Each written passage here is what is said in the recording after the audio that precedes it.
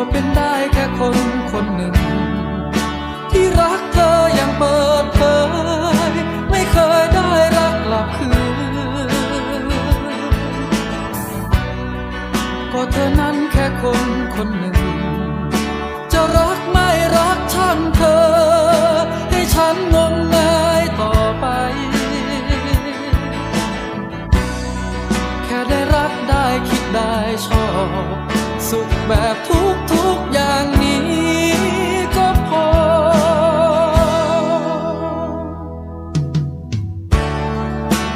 นี่ตัวเราคงคล้า